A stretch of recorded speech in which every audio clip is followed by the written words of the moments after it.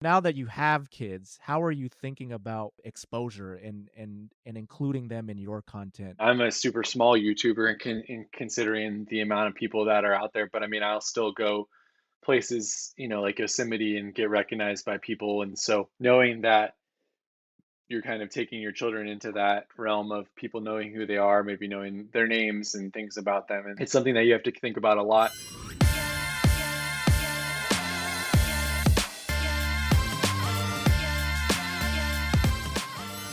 Hey everybody, I'm John Santiago here, host of the Video Craft Show presented by Video Husky. Welcome to another episode. This week, I have Josh McNair joining me on the podcast. Now, Josh is a creator who is behind the amazing YouTube channel, blog, Instagram, TikTok these days, so many different platforms called California Through My Lens. And it's centered, obviously, you might have guessed, around the Golden State. He's also the man behind the globally focused Through My Lens platforms, which again focuses on everything happening worldwide. But California Through My Lens began as a passion project that Josh started to fulfill his desire to create something that was his own. And it was also his way to document his short but inexpensive weekend trips around the state of California while encouraging others to do the same. California Through My Lens over time has become Josh's love letter to his home state and chronicles all the best hikes, drives, food, and more that the state has to offer. On YouTube alone, it has generated more than 20 plus million views from people all across the globe. And it's also earned mentions from traditional media outlets such as the LA Times, San Francisco Gate, and Good Morning America. And Josh and I had a good conversation about a host of topics related to building up his platform as a creator and also his origins of his creativity. But to me, the heart of this conversation that I had with Josh um, was the point when we started talking about his family and the role that they've played in his journey as a creator and the role that they will play as he continues to evolve as a creator. um, as some of you may have heard in a previous interview that I did, if you haven't, it is the episode with the great Tim Schmoyer. Um, I bring up the subject of what it is that you want to share about your family life um, to your subscribers and to your followers on social media platforms. And it's a difficult decision. It's a really difficult area to navigate because these are uncharted territories. And I think it's an important discussion to have. And it's a discussion that I hope to continue to have with many of the creators who, like Josh, um, are now parents. You'll find out, that Josh just had some new babies enter his life between him and his wife. But, there is a cost to this, right? I think so many times we are so focused. If you are taking this content creation route, there's a lot of focus on trying to get to those millions of subscribers that you don't really pause to think what it is that you're giving up to have those people who follow you, because there's a price that you have to pay to get that attention.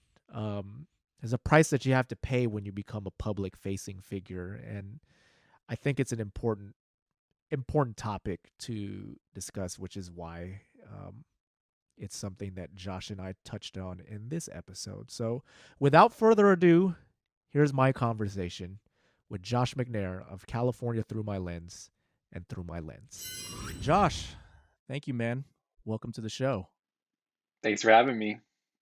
I appreciate you coming on, man. We were chatting a little bit here before we started recording, had some technical issues, some technical glitches, but I think now everything seems to be much better. I think I'm coming out a lot better on your end, so don't want to have a lot of delays or glitches as we have this conversation. Sounds good. So, Josh, let's start here.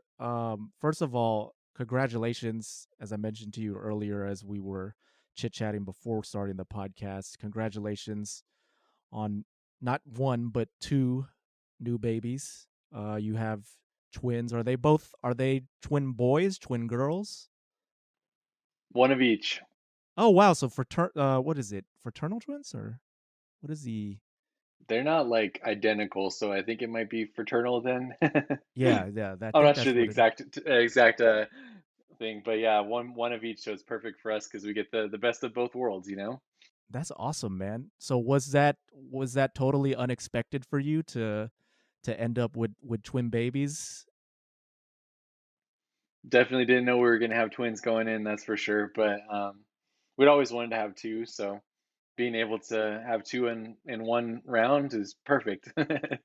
That's well, man, I'm curious how, the last time we talked was about like 6 months ago. So obviously like a lot of things have changed for you on that front as far as like the family is concerned and also you just gotten your what was it, the doctorate, right, in business.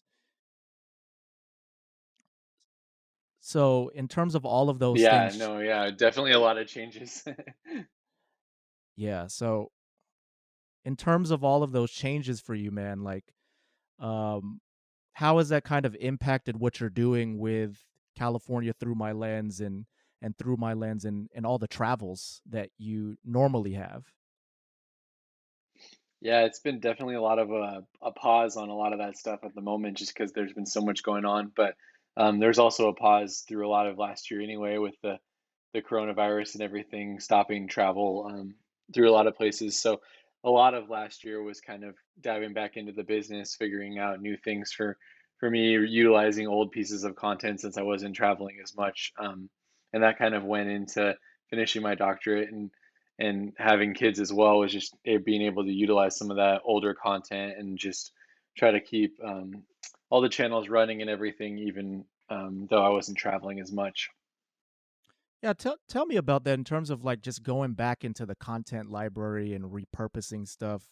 What is your process like to kind of look at things? Do you kind of just go back and maybe check like your Instagram or check your YouTube channel and then see some of the stuff that you had made before and then kind of remember, oh wait, I had some extra footage there that I did not necessarily use. Maybe we could try and use it this time around for new pieces of content.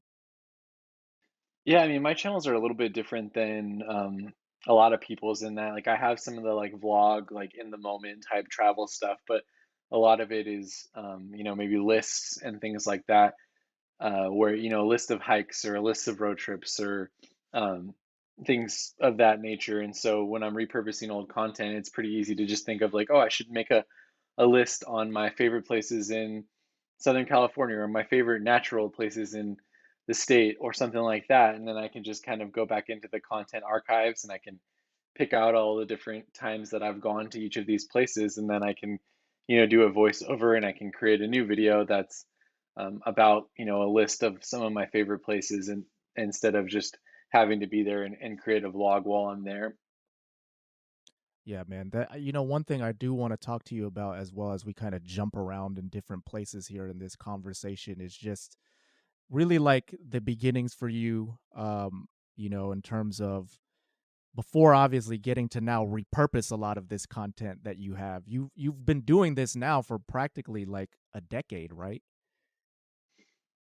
Yeah, I'm old in the space now. All the up and comers are I've been doing it for a lot shorter, but yeah, I've probably been running my blog for almost 8 or 9 years now. YouTube a lot less than that, probably 3 years or so, heavy into YouTube. But yeah, I've been doing it for a long time.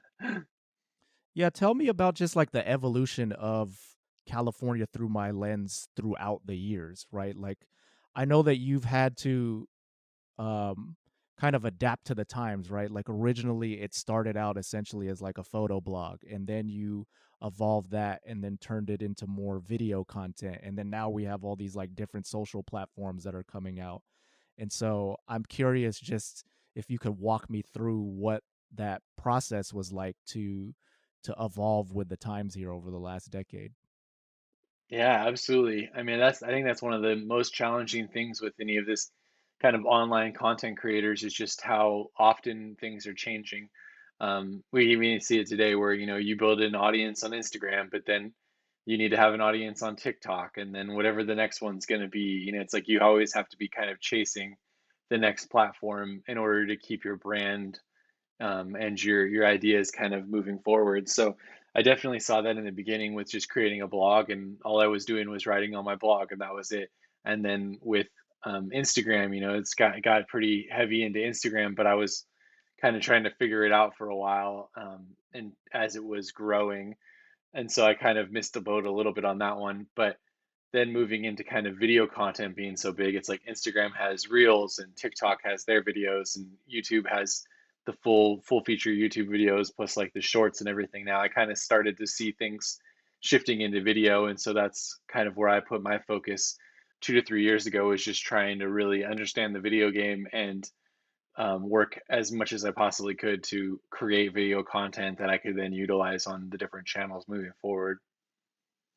Yeah, I know that you have like a history in video before even like starting the blog, right? Like I remember the last time you talked to me, you had mentioned to me that, you know, I guess you were a little bit reticent of going into video just because you know how much work it takes, to like edit everything, to shoot everything. But like tell me about where that started for you. Like were you somebody that was dabbling with video at a very young age? Yeah, I mean, I was making videos when I was in high school with all of my buddies. We would make like real stupid videos of us running around doing crazy things, the kind of stuff that people are making now, I'm sure, with their phones. But we had to carry around the big old video camera when we were doing it back in the day. And then I kind of transitioned that into doing a lot of music videos and things of that nature when I was in college. And then from there, I kind of got a little burnout on video. And so I was like, I'll go into photography where I can just take a picture, edit it, and be done with it. I don't got to spend as much time with it. But then through those years of doing photography and ended up coming back around to video. So it definitely helped that I already had a background in the video area when I was moving back into it. Why do you think that you gravitated so much towards like these kinds of creative work? Was this something that you learned about at an early age from somebody in your life, like your parents, or did you have older siblings who were also creative as well, or was it something else that kind of inspired you to be a creative person? Yeah, I think that it's a lot of it's just kind of based on people's personalities. Like I've done a lot of kind of personality study things as of the last few years, just trying to understand a little bit better how all that stuff works. And for me, I think my personality falls a lot into like a driven personality, but also like a very, outside of the box thinker. And so I'm really into any type of creative avenue. So I mean, I did music for a while. I did photography. I did video. I've dabbled in painting. Basically anything that I could try to do that is creative. I seem to be excited about, and then those are the things that I enjoy. So I don't really have like any maybe time or person that kind of created that in me, but I think it had a lot to do with the way that my personality was and the way that my parents encouraged me in different in hobbies and avenues as I was growing up. How did some of those different areas influence what you do in video and photography now? Like specifically, it's really interesting to me that you mentioned you dabbled in music and in painting. Do you think that there's some overlap there in terms of just like attacking the process of creating stuff?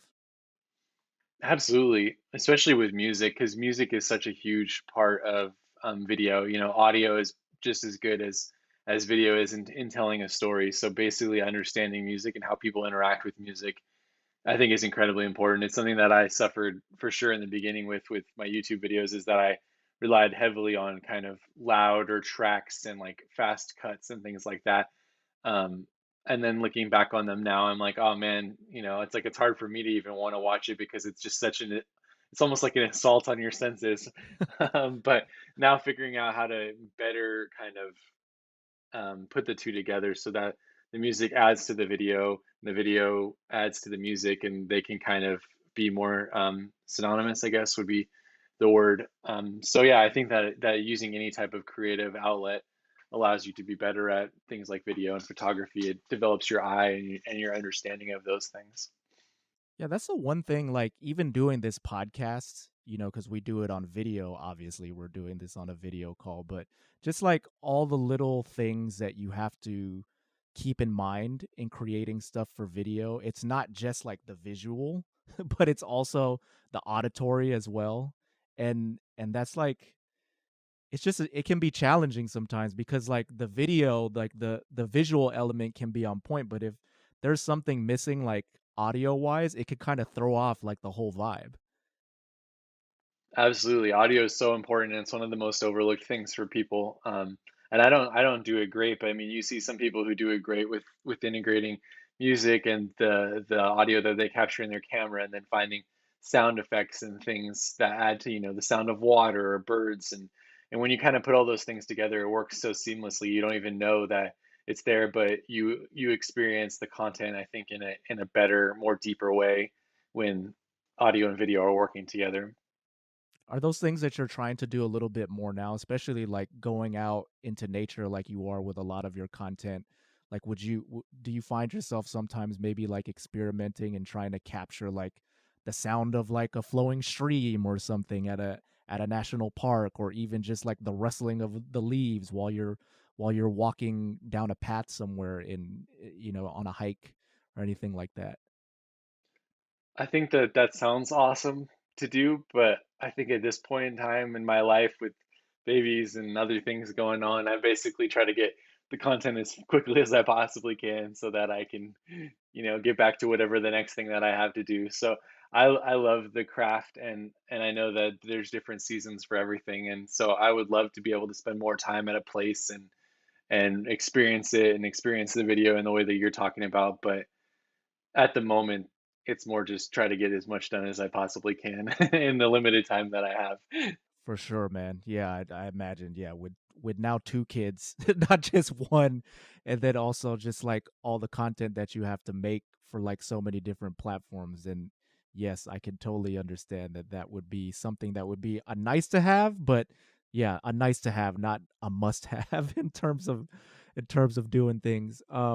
I do Well, want to luckily ask. there's a lot of good like stock sites and stuff for that too. So I mean, it's like if you want to get I mean, I use Epidemic Sound a lot for their audio, and if you want to get a sound effect or whatever of water or rust trees, it's pretty easy to find something on there and just throw it in the video too, which makes it nice instead of, having to capture it yourself. For sure, yes, exactly. Like rather than getting those sound effects, like there's definitely like stock places like you mentioned, Epidemic Sound. Story Blocks is good also for getting like b-roll footage and whatnot, if you aren't able to capture all of that while you're going out and shooting things. So that's cool. um I do want to ask you about just why it is that you gravitate towards traveling. What Were you somebody that did a lot of travels growing up? Yeah, I kind of had travel ingrained in me from when I was at a young age, so it always kind of seemed like second nature. I mean, my dad is a university teacher, so he taught down in Mexico for 6 months 1 year, and we went and lived, down right on the other side of the border in Mexico for that year, and I traveled a lot growing up with my family to visit family on the East Coast, traveled to Europe and stuff with family as well. So I mean, I've been kind of traveling since day one, and I love it so much. I mean, I love being able to experience people and cultures and things, and all the points of interest and hikes and nature. I mean, just everything about traveling and immersing yourself in something like that has been a huge passion of mine. Definitely something that I've been doing since an early age, but that I continue to do to this day, and I hope to instill in my children as well. Just that love for experiencing things outside of kind of the bubble that you live in and grow up in. How long were you in Mexico for? It was about 6 months that my dad was teaching down there, and we were living down there. So not long enough to really speak Spanish well at all, but I mean, it was really cool to like, go to school down there for, a few months and get to know, some people in the culture and just kind of be a little bit more immersed. And now I was younger, so I was elementary school age, but it's just a fun thing that I always look back on. What was that like going to school out there for 6 months? Were you with a mix of other foreign children, American children, or were you with also Mexican children as well? Yeah, it was mostly just a school for the local community.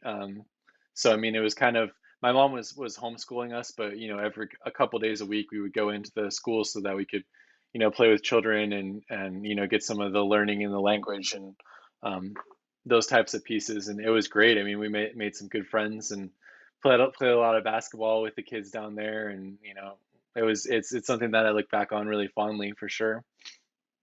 Yeah, I wonder too now, just in terms of being a parent yourself, like, a lot of people who haven't traveled that much or they want to travel, they kind of give the excuse that, oh, I don't have time to do it because I have a family or whatnot. But I imagine that you're figuring out a way to, like, make this work in terms of traveling, now, with instead of just you and your wife, but now there's four of you.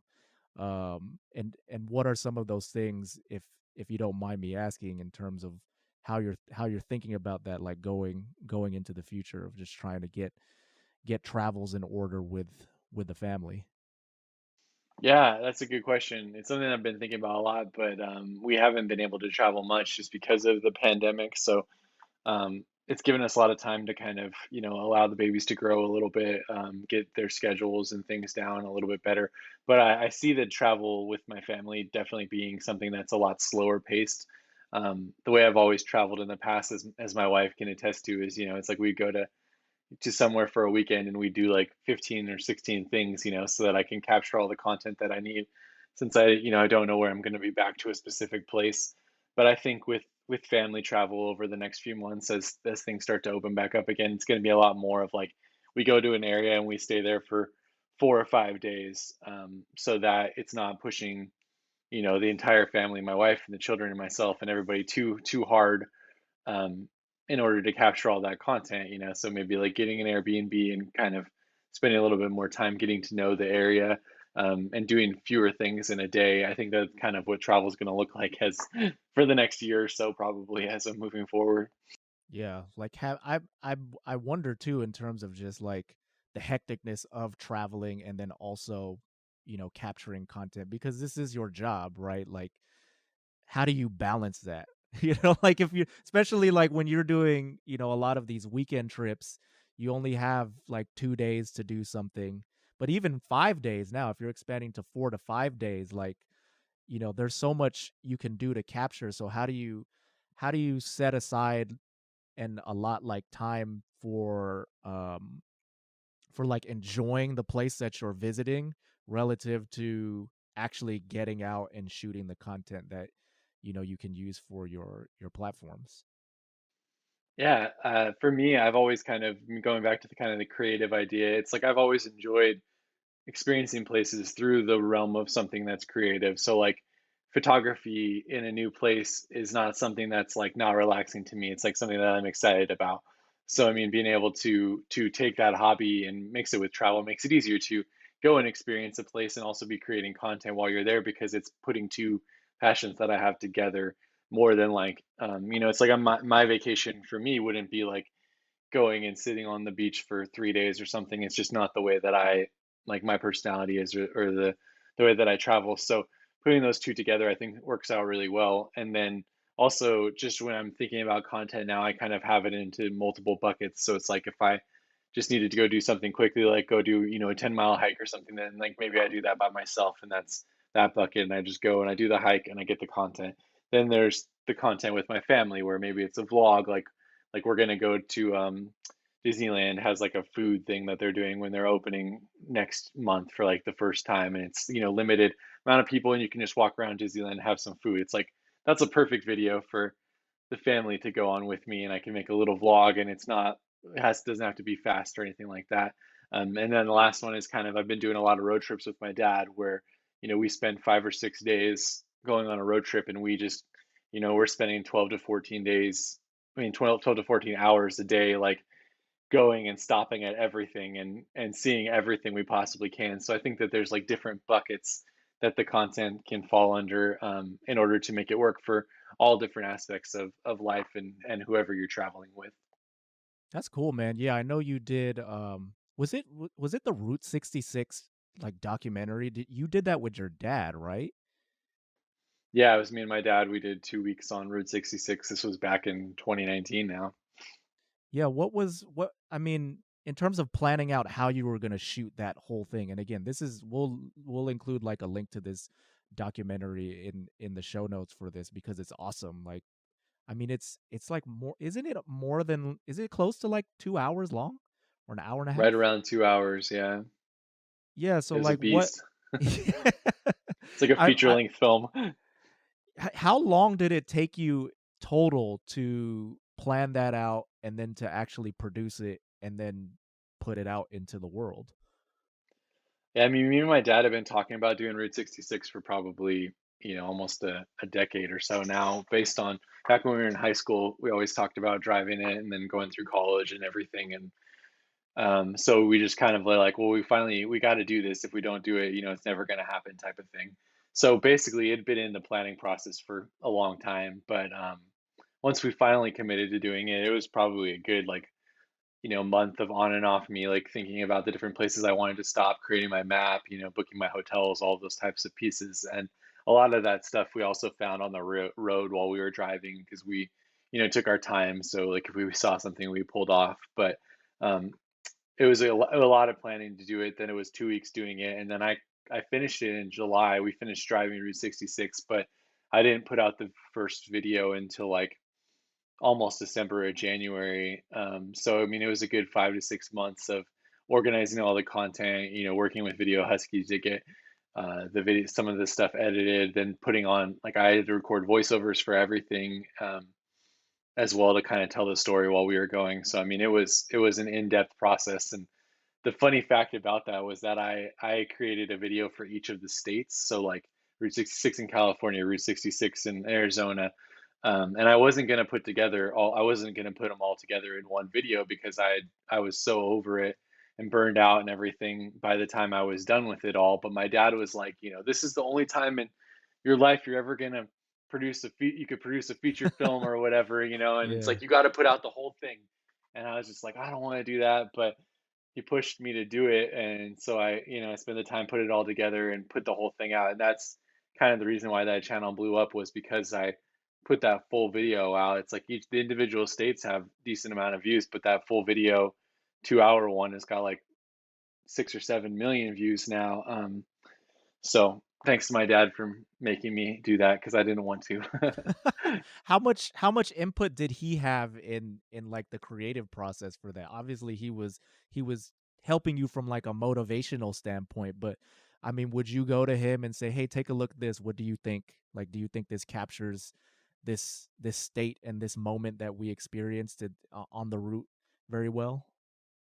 No, no, he's just hands off. He just experiences it, and then I create the content afterwards. So, and I mean, I think it works out great because it's like he's known, how I've been creating for a long time, and he's been a part of that even in high school. Like, he'd be in some of our, our dumb videos that we'd make or whatever. But nowadays it's kind of like, he's just excited about being able to go on the trips with me, and I'm excited about having him there. But he's, very hands off on the editing process at the end. The first time he's seeing anything is probably the first time that people on YouTube are seeing it as well.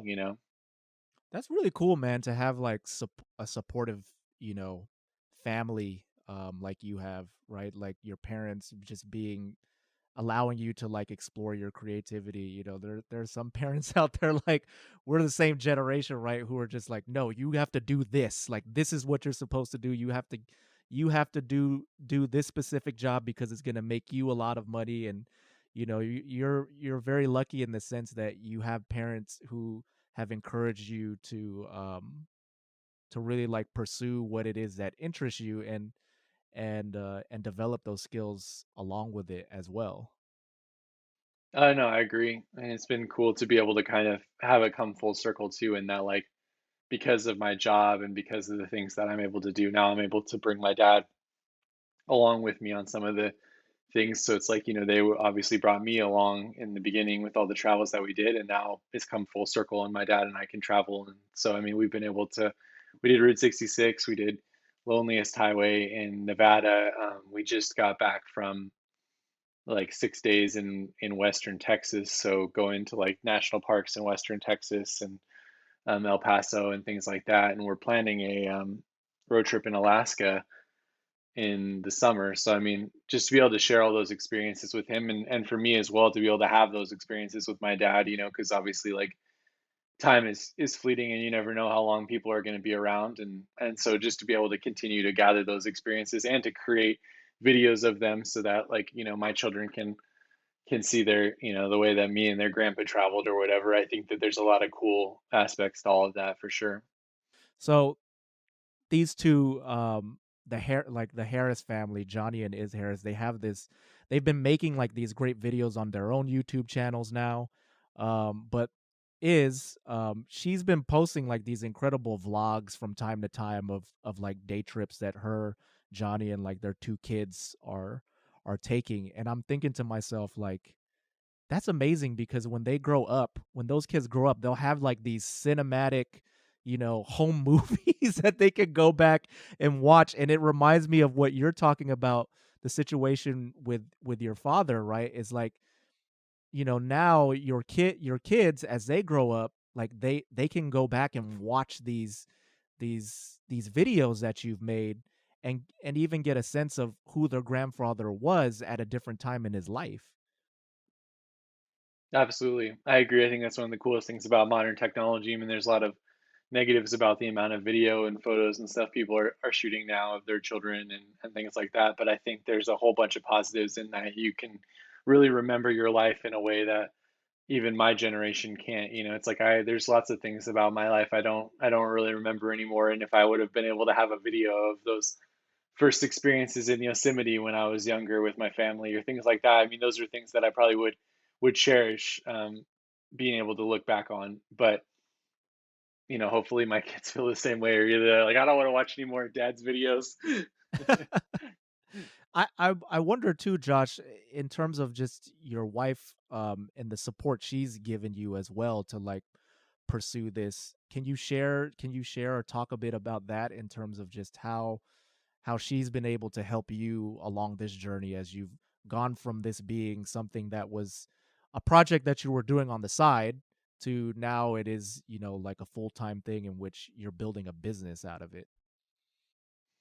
Yeah, no, she's definitely like my number one supporter. I mean, she when I was working full time prior to going full time on the blog and everything, she encouraged me to take that dive into to doing that full time. So I mean, without her, I probably wouldn't have done that. I wouldn't have decided that I wanted to move away from like a steady normal job and jumped into kind of the unknown of creating your own blog and stuff. And then throughout the years, she's been always super excited about traveling too. So I mean, she does all the travels with me. At least prior to having a family, and just a little bit of the difficulties of we had our babies were in the NICU for a while, and so they had reduced immune systems and things like that. But obviously this is my job, so there's been a lot of times where I've gone and traveled and she hasn't came with over the last 6 or 8 months, but that's definitely going to be changing moving forward. And and bringing the family and her and everybody back into kind of the content that we're creating. But yeah, I mean, without her supporting me, I definitely would have never probably been as successful as I've been able to be with all these different avenues for sure.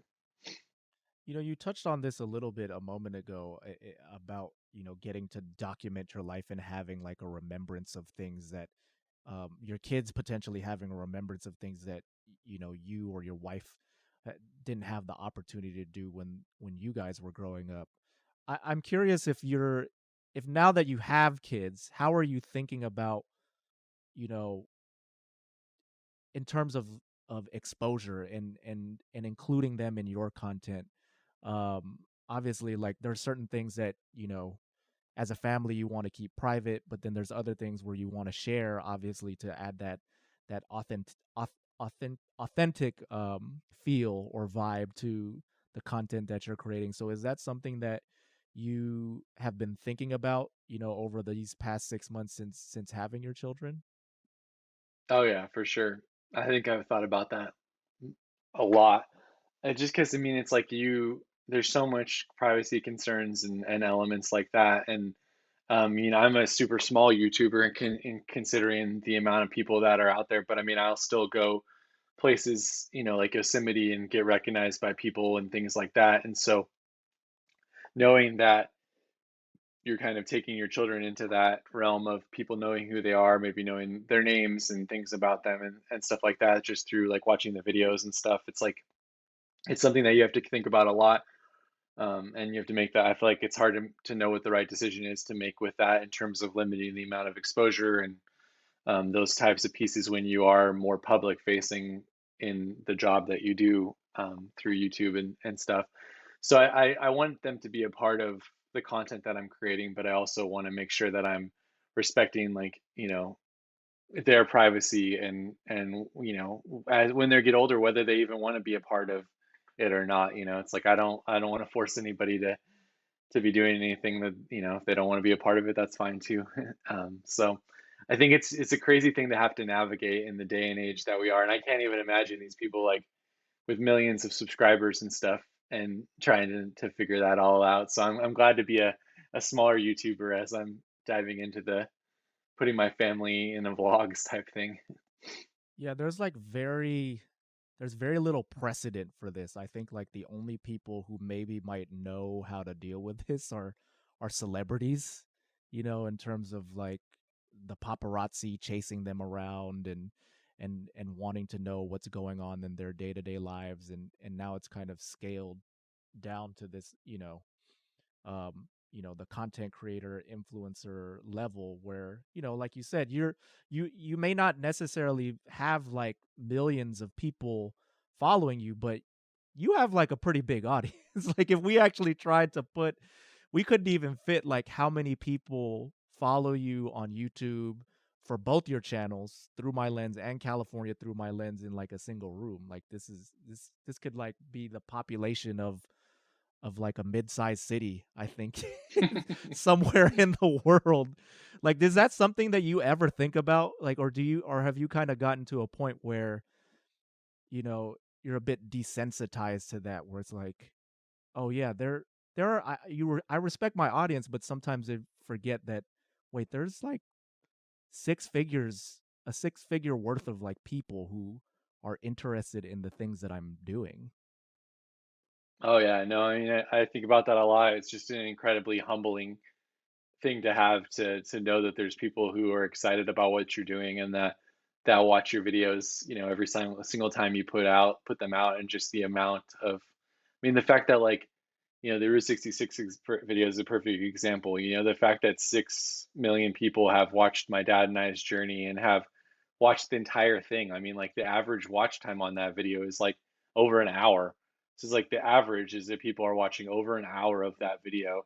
Um, and sharing that experience with you, and the amount of people that have wrote comments about their own parents and their relationships, or sent emails about how impactful those types of, like, watching me and my dad's relationship and stuff is. It's like, I think that the longer you're in this, I would hope that I would never get jaded by the numbers, and that I would just I mean, that I would continue to be in this place of like humility, that there's actually that many people that care about what I'm producing and that want to watch it and that want to engage with it. It's just been something crazy to see, because through the blog that I wrote, I always had a decent amount of traffic and stuff, but that's very faceless. It's sharing information about something more than it is like putting myself or my family or anything out there in like a video form. And so to transition from the faceless aspect of the blog to like the YouTube and stuff now has just been absolutely crazy to kind of see how different those things are, and to be able to have those interactions with people that watch your content now through YouTube. How do you practice that? How do you practice humility or like gratitude on a day-to-day basis, in terms of just, being grateful for the audience that you've built up, and avoiding becoming jaded? I think for hopefully for a lot of the up and coming kids who have maybe never known like a regular job or anything like that, it might be a little bit harder to understand maybe the humility or like that aspect of the popularity of something. But I mean, when I've had tons of jobs over the years. I've worked, minimum wage at places and, doing all sorts of crazy stuff. So the fact that I get up every day and that I'm my own boss and I get to travel for work and I get to bring my wife and my family and my dad and all those people to experience these places that they've never seen, with me, and then I get to share that with people to hopefully encourage them to also, live their life to the fullest and experience those places. I think it's easier to come from a sense of humility when you've had a lot of experiences that have led you to where you are, at least for me. Yeah, man, that makes sense. Um, it's I don't know. I mean, it's now becoming we're getting to this new era where like your job, your first job might just be content creator, right? Like you could be a teenager, just blow up on TikTok, and you're like, why am I gonna go get a job working at McDonald's or something when I just blew up and I have 100,000 followers on TikTok, and now McDonald's wants to pay me to promote their uh their hamburgers, right? Like it's just a completely different territory than what we had to deal with when we were growing up. Yeah, I mean, there's a lot of hugely positive things, and then there's a lot of negative things. I mean, I think that for content creating, it's like for me, I would have loved to be able to have the ability to do that when I was younger, to be able to have the easy video editing on your phone, the amazing 4K camera that you have, and just the way that you can get started creating video and making content and being creative at such an early age now. I mean, I think that that's gonna help a lot with, just the way that the younger generation is able to produce just amazing types of content, as they progress in these areas. But I mean, it definitely is hard to go from being an influencer to doing anything else, I'm sure.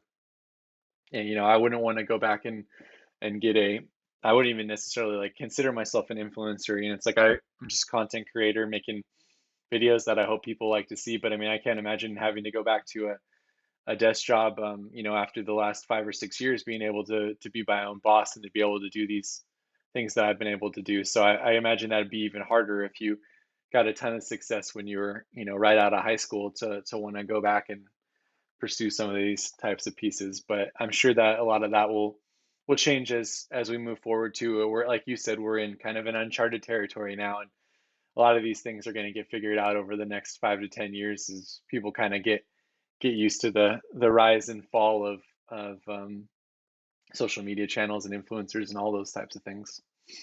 Yeah, it's just so wild, man. Like just all the things that have been created over the last decade or even like the go back to like the last 2 decades, right? Like I don't know about you, but I feel like when, you know, we were younger, for me, we'd see like these trends like, hey, MySpace, what is that? Oh, I'm gonna get on that. Oh, Facebook, what is that? I'm gonna get on that. Then Instagram. And you would just hop on them and not really, you just kind of be waiting for like the next thing to come along.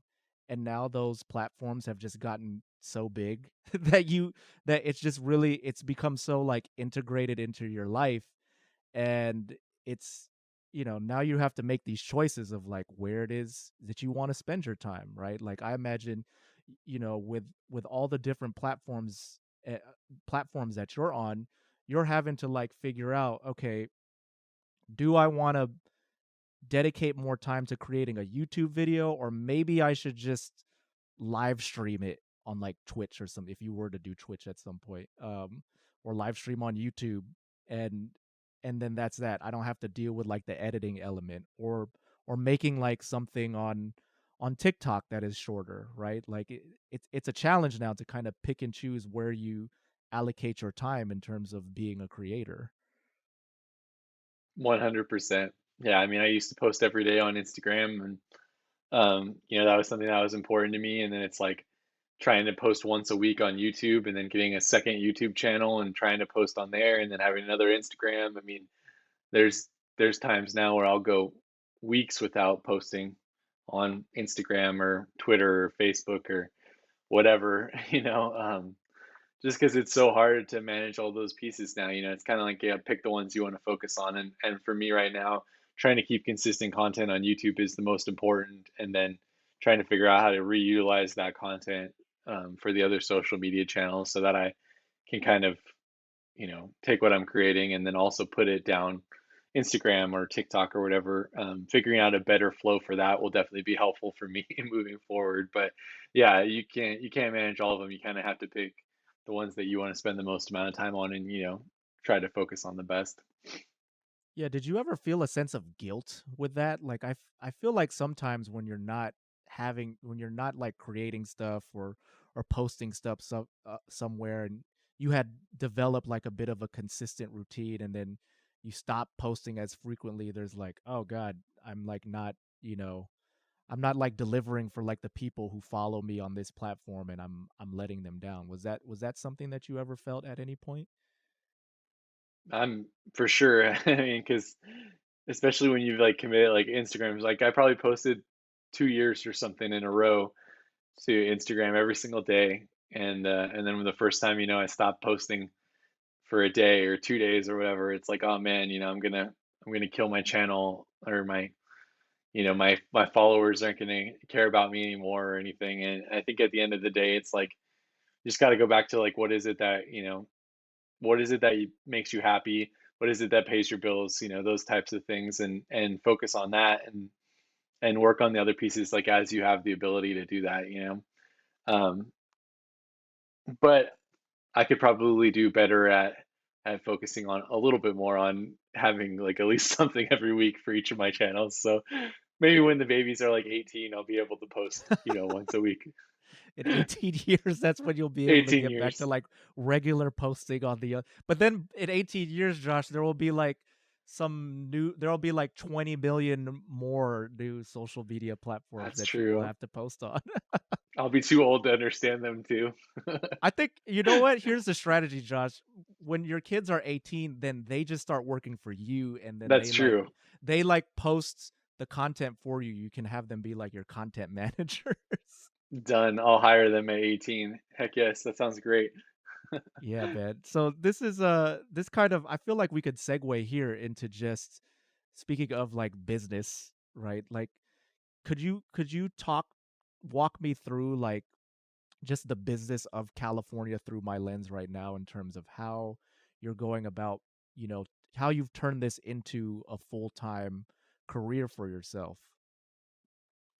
In terms of like what piece, like how In, I in pay the terms of just bills like or in terms of just like the income streams that you have, I mean obviously like I imagine you have like YouTube AdSense revenue coming in, you've got some brand sponsorships here and there on certain platforms. Like how are you going about approaching like the monetization aspect of earning a living from your content? for sure. Yeah, I mean, basically everything I've ever done has been based on advertising. So advertising on the website, advertising on YouTube. Both of those are based on having a decent amount of views, either on views on your YouTube channel or views on your website. The more views you have, the more you're able to make a full-time living doing this type of thing. I've kind of I'll do sponsored stuff, but at the end of the day, I like, unless it's something that I really like a brand I really like or a company that I really want to work with, I tend to shy away from that a lot because I like to just be able to give the content that I want to give to people without asking for anything in return from them. So it's like if I'm making money through advertising on videos or through my people loading pages on my website, it's like they're helping to pay my bills, but they're not like having to directly pay me to create anything. The same with so it's like the same with like sponsored content. It's like sometimes I do it, sometimes I don't. But if I can just be making enough money through advertising, then it just feels a lot easier to kind of I create what I want to create. I don't have to do anything specific for a brand, and people can watch it without having to figure out what lens it's being created through, if that makes sense.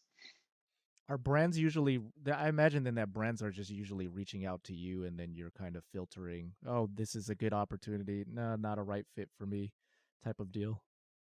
Totally. Yeah, a lot of brands. I mean, I've done really poorly just because I have so many channels and with the websites and everything that I manage that I don't really reach out to brands ever unless it's something that I'm like really interested in working with. So usually anything that would be brand related would just come directly to me. Um, and then we'd try to decide whether it's going to be a good fit or not for the channel, or like what piece, like is it an Instagram thing or a YouTube thing or a blog thing, all of those different things go to different places. What would constitute like a good fit in terms of just a brand deal for you? Well, the most recent one I did was I worked with this company called Blix Bikes. They're an electronic bike company, and so I mean they kind of approached me like wanting to use one of the bikes, and I've been working on some videos that I would wanted to create that were related to like some bike trails in the area. So it was a perfect fit because it was electric bike where I don't do a lot of biking, so to throw like 30 miles down or something on a normal bike, it's like I probably wouldn't be able to walk for 2 weeks or something, and it wouldn't work with the current life that I'm living. But I liked the brand. They were California based. Their product was really cool, and so it was a great fit because I was already kind of working on that type of content as well. So that's a perfect example of a good fit for me and a good fit for them in terms of creating content together. Are there other opportunities that you're kind of exploring right now, like in terms of just the future of expanding the business of, your Through My Lens brands, so to speak? I mean, have you ever thought of like creating your own products or things of that nature? Not really. I have like a couple old ebooks that I created a few years ago for different road trips on the site. I used YouTube's they have like a merchandise thing where they work with, so you can put like your logo on a few t-shirts and stuff, and like so I have that set up for like California Through My Lens. And I have a print shop for some of my print work because my photos, because people will ask me about that. But none of those three things I promote too often. It's kind of just like, oh, if you find them or if you want to buy a print or something, then like I can direct you to the right place. But for me, it's kind of just like, how do I produce the best content I can, that works for me, and that is also exciting for the people who want to watch it. And that kind of has been my main goal, is just continuing to create the best content that I can and use that to grow the brand more than any other type of piece. What would you say is the biggest challenge in terms of operating the business side of things? I think that it's the biggest challenge is probably just the amount of things that you decide to be a part of. So it's like if I was just running one website and one YouTube channel, then that would be a lot. But throwing on a second website and a second YouTube channel and all the social aspects of that, it just kind of it pulls you in so many different directions that a lot of times it's hard to be good at any one thing. I would say right now I've been focused mainly on video, so video on both of the channels. But having a channel outside of California where I live, during a pandemic, it's like I have posted maybe twice in like the last year on that channel. Um, so it's kind of hard to grow it at the moment, but you're always thinking of new ways to attack those different pieces. So it's like I did a live stream with my dad, a couple weeks ago, to create some content, and we could take questions and things of that nature. So I mean, I think that doing too much is probably the hardest part of business right now, but it'll get better, especially as I'm able to like create a better content schedule, and able to travel again. Um, with the pandemic stuff that's been going on, once we're able to kind of get back out there, it'll be able to create a more consistent schedule. Yeah, do you have any other travels planned out for the rest of the year? Like obviously like socially distanced type of places that you are are hoping to visit and go to? Not at the moment. Just been doing a lot of hiking, more local type things. I'm sure I'll do some road trips. Been loving, doing some road trips, and that's a great thing to do with a younger family too, because you can go a few hours in the car and then find a place to stay, and you can kind of take your time and experience the places a little bit more than maybe like a 7-hour drive just to get to a destination. So I could see a lot more road trips in the future, probably the next 6 months or so, and then maybe at that time things will be a little bit different and be able to kind of get back on a plane and fly more crazy places and do more things like like the Alaska road trip I mentioned in the beginning. Um, some of those more crazier travel experiences. Man, well, I'm looking forward to that when that comes out because honestly, I've never been to Alaska, and I'm intrigued by Alaska. I would love to visit and even do something similar to you. So when that comes out, I'll be watching. Just like the other videos that you put out, man. You put out some really like useful content in terms of where people should go, what they should see, what they could do, especially for somebody like me that enjoys the outdoors. So I just want to thank you and appreciate everything that you're doing in terms of creating content, useful travel content, I would say. Oh, thanks, man. That means a lot to me. I appreciate it. Like I love. I mean, I feel like for me, like one of my things I've always tried to be encouraging about is like I want people to experience things for themselves. Like there's already a ton of YouTube channels that it's like doing all these crazy things that like most people can't afford to do or can't would never have the time to do, and I think those are great for getting some ideas of what you might want to do in the future. But for me, it's like how can I just encourage people to live their life to the fullest, and maybe that's going on a hike, or maybe that's seeing that I did a road trip to LA and they can do a road trip to LA or something too. So like these more a little bit more down to earth experiences that hopefully people can do that will get them excited about California and travel and just getting out there and exploring and making the most of the time that they have. So I appreciate when people are excited about the content and they say that it encourages them to travel because that's what I wanted to do. I want it to not be as much about me. I want it to be about people getting out there and experience it for themselves. Yeah, for sure, man. I have on my list this year of like to go on like 20 weekend trips here in California. And so I'm just gonna be going to your YouTube channel and like seeing, oh, where'd Josh go? Maybe like I could go. I want to go further up north too, man. Like I'm up here in the Bay Area. I would like to go up to like Mendocino or something at some point and kind of see the northern coast of California. You know, I haven't been It's up an there. amazing area. You'd love it. Redwoods National Park up there is just absolutely incredible. So much different. I mean, California is just so diverse. So I mean, that's so different than anything we have in the rest of California. So it's cool to be able to just kind of experience like how different California's different areas are. Yeah. The one last thing I'll ask you as we wrap up here is just picking that initially as the niche for yourself, right? Like, because there are so many travel vloggers out there who they generally it can kind of seem like the same thing over and over again. It's like, awesome, you saw this amazing waterfall in Bali, and then you also went to you went, to the Sydney Opera House in Australia. Like, and I find it fascinating that you were able to just kind of find the niche within the niche, right? Because I think a lot of people they want to go and become travel vloggers, but they do it from like the generalist perspective, and you were able to do so by like finding this.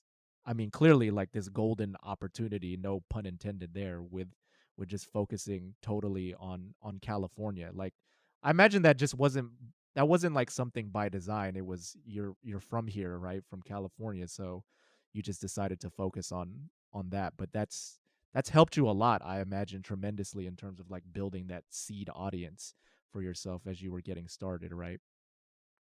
Yeah, that's basically the only reason I think I've been as successful as I was is the fact that I had such a narrow niche that I was creating for. So it's like in the beginning, I was creating my first website that I created in this kind of realm of having my own avenue of a creative outlet was just called like Josh McNair Photography, and it was just like random blog posts of like me taking pictures of like a band or taking pictures of a place or whatever. And then I was like quickly going to try to make that into like a travel brand or whatever. And then I probably like 1 month in was like, this is a bad idea. Like I don't have enough time to go travel the world. I'm working, 50 hours a week. I don't have the money to travel either. So it's like my 2 weeks a year.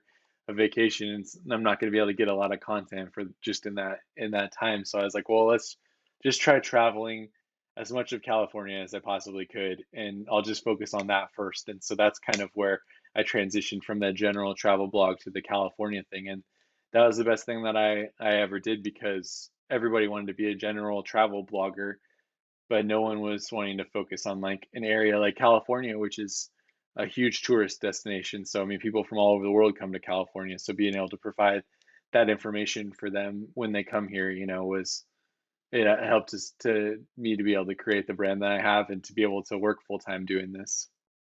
Yeah, man, and as we both know, California is very diverse. There's so many things you can do here, from going up to the mountains and going snowboarding or skiing in the wintertime, to surfing on the coast, to hiking around like the Marin Headlands, up here in the Bay Area, or down south in San Diego, or everywhere else, man. So again, I commend you for everything that you're doing, and I appreciate you for coming on the podcast. As we wrap up here, just, could you remind everybody where they could find you on the internet? Yeah, californiathroughmylens.com and California Through My Lens on most of the social channels, unless it was too long to fit into one, then it's probably like CA Through My Lens. And then throughmylens.com is my other one, Through My Lens on YouTube and social channels. And so I got a lot of places that people could find me. Just go to californiathroughmylens.com or throughmylens.com and you'll find all the other stuff. Awesome, man. Well, thank you, Josh, so much for coming on the podcast. I really appreciate it, man. Yeah, man. Thanks for having me. It was fun to chat about all this stuff with you. Hey, once again, thank you to Josh McNair for joining me on this episode of the Video Craft Show presented by Video Husky. But I've got a few quick things for all of you before you go. First of all, find the show notes to this episode and previous ones over at videocraftshow.com. And second, if you are a content creator that struggles to organize scripture ideas, we have made something for you. You can get a copy of our free script template.